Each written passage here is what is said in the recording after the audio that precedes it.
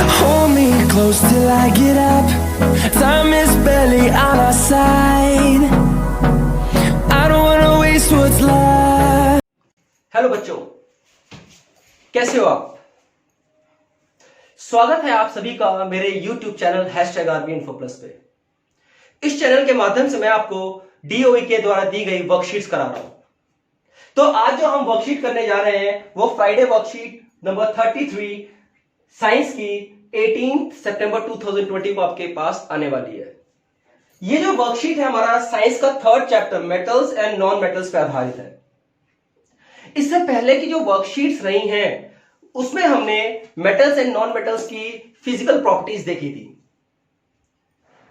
साथ ही साथ मेटल्स की दो केमिकल प्रॉपर्टीज भी देखी थी, reaction with oxygen to form metal oxides and reactions of metals with water to form hydroxide. तो आज जो हम पढ़ेंगे थर्ड और fourth property, reaction of metals with dilute acids and reaction of metal with solution of other metal salt. Video को आगे बढ़ाने से पहले बच्चों, चैनल को अगर आपने सब्सक्राइब नहीं किया तो चैनल को सब्सक्राइब करना मत भूलिएगा और साथ में वीडियो के अंत तक बने रहिएगा क्योंकि बहुत ही इंटरेस्टिंग चीज मैं आपको बताने वाला हूं। याद रखेंगे आपने कि रवि सर ने आपको क्या बताया था, जिंदगी भर याद रखने वाली चीज है वो। लेकिन उस पहले आइए हम देखते हैं reactions of metals with dilute acids.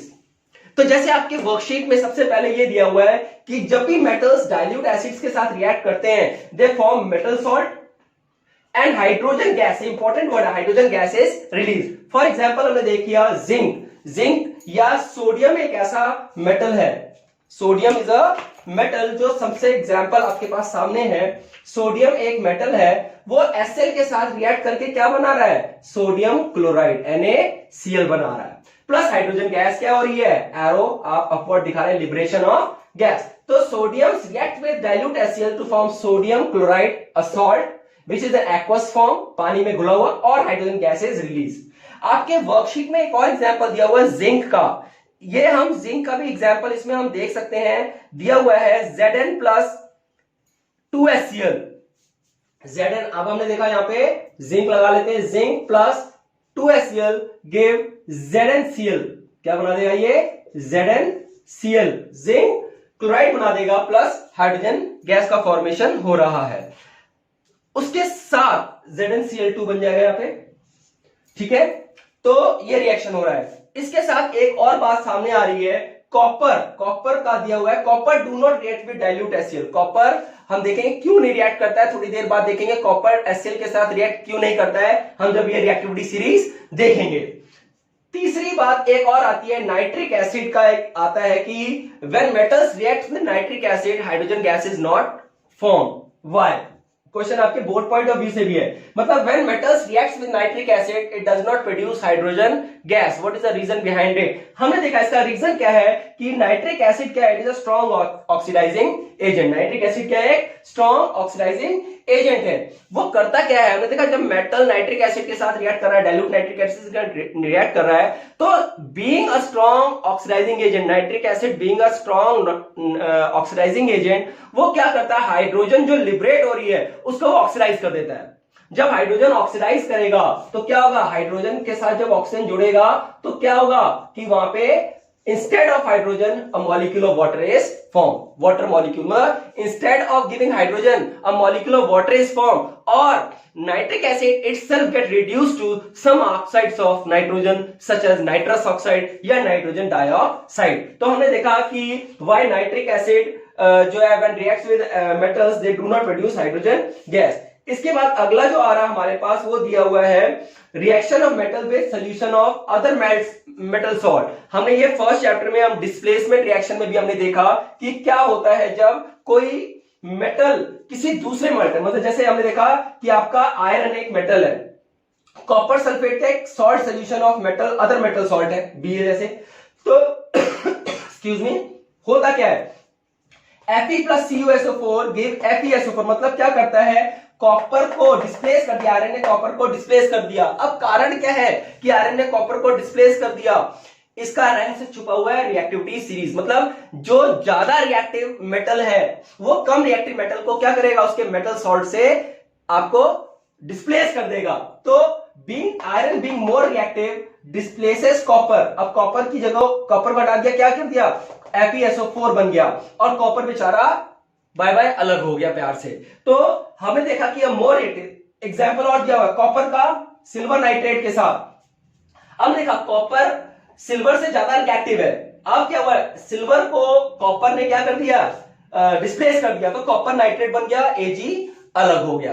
तो ये कुछ एग्जाम्पल आपकी वर्कशीट्स में दिए हुए हैं। आपका एक एक्टिविटी भी करके दिखाई हुई है। अगर आप एक्टिविटी में देखेंगे तो इस तरह की एक्टिविटी आपको सामने आएगी। 2 टेस्ट ट्यूब है, एक में कॉपर सल्फेट, आपने जब आयरन की एक नेल कॉपर सल्फेट सोल्यूशन में जब आपने डाली तो जो ब्लू कलर का जो आपका कॉपर सल्फेट है वो लाइट ग्रीन हो गया।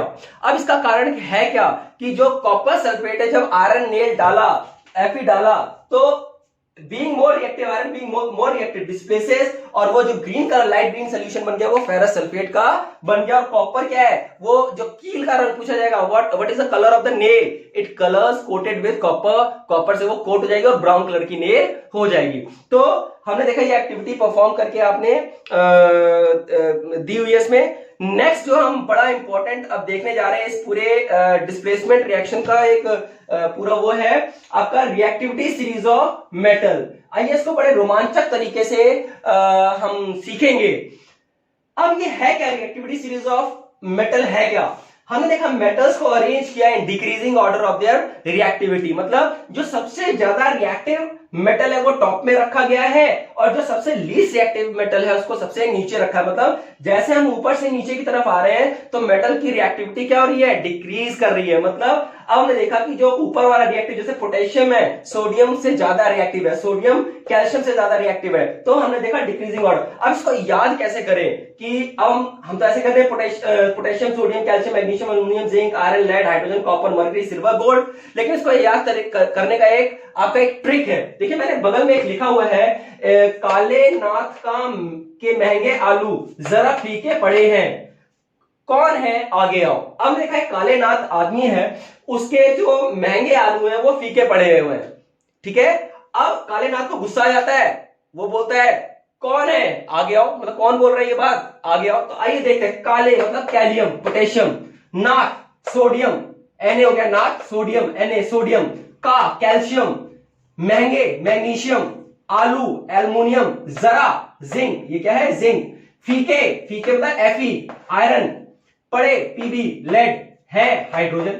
तो काले नाथ के महंगे आलू जरा फीके पड़े हैं।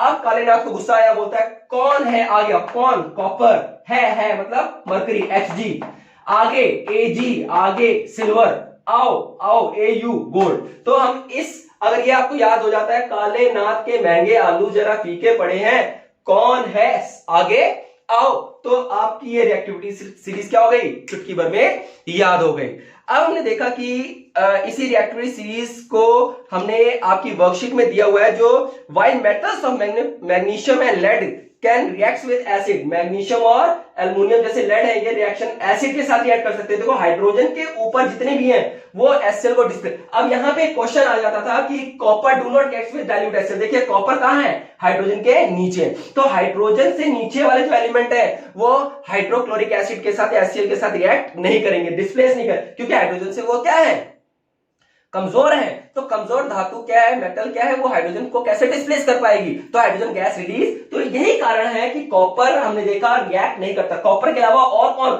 मरकरी भी रिएक्ट नहीं करेगा HCl के साथ, सिल्वर भी नहीं करेगा, गोल्ड भी नहीं। हमने कहा सिल्वर और गोल्ड तो किसी के साथ रिएक्ट नहीं करता, इनको नोबल मेटल्स कहते हैं। ये इतने ज्यादा अनरिएक्टिव है, ये किसी के साथ रिएक्ट नहीं करते हैं। हमने देखा गोल्ड भी एक्वारेजिया, एक आपकी टेक्स्ट बुक में आप देखिएगा, it is a mixture of nitric acid और हाइड्रोक्लोरिक एसिड, एक मिक्सचर बनाया जाता है फ्रेशली प्रिपेयर्ड एक्वारेजिया, उसी में गोल्ड डिसॉल्व होता है। Gold even hydrochloric acid nitric acid sulphuric acid किसी के साथ रिएक्ट नहीं करता है। तो आज की वर्कशीट हमारी यहीं समाप्त होती है। आइए हम इससे रिलेटेड क्वेश्चंस करते हैं। पहला क्वेश्चन दिया है which gas is produced when dilute hydrochloric acid is added to reactive metal, कौन सी गैस, हाइड्रोजन गैस। कोई रिएक्शन आप देख देंगे, बहुत सारे रिएक्शंस है HCl जिंक का जो भी है। दूसरा दिया what happens when copper reacts with silver nitrate solution, यहां पे एग्जांपल दिया है copper reacts with silver nitrate, ये वाला reaction copper plus AgNMR is an example of displacement reaction. Third एक आपका एक टेबल दिया हुआ है, आप देखेंगे यहाँ पे आप वर्कशीट में आपका एक टेबल बना हुआ है, उसमें दिया हुआ है कि a solution of copper sulfate was kept in an iron pot when a few drops, sorry table नहीं है ये क्वेश्चन है। अब जब हमने देखा कि solution of copper sulphate is kept in iron pot, iron pot में लोहे के बर्तन में कॉपर सल्फेट डाला तो उसमें छेद हो गए, होल्स हो गए। क्यों? हमने देखा कि आयरन क्या है कि जो है कम रिएक्टिव, आयरन क्या है कॉपर से क्या है ज्यादा रिएक्टिव है। देखिए आयरन ऊपर आ रहा है, कॉपर नीचे आ रहा है, तो आयरन क्या हो जाएगा, डिस्प्लेस हो जाएगा।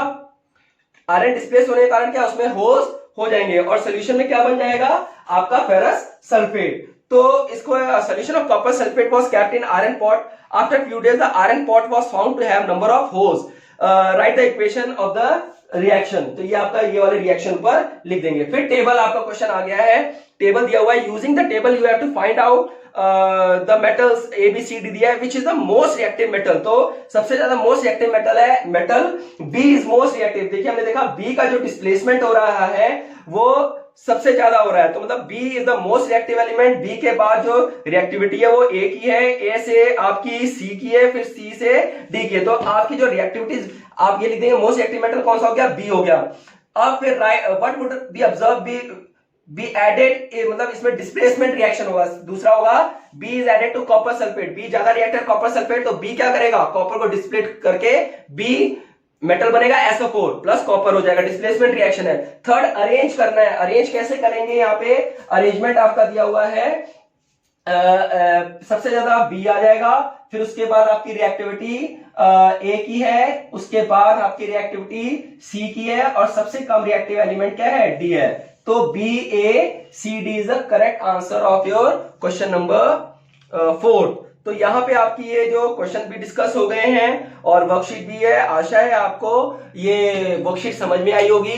तो बने रहिए मेरे चैनल के साथ, आगे और भी वर्कशीट्स में बनाता रहूंगा। तब तक के लिए गुड बाय, जय हिंद, जय भारत।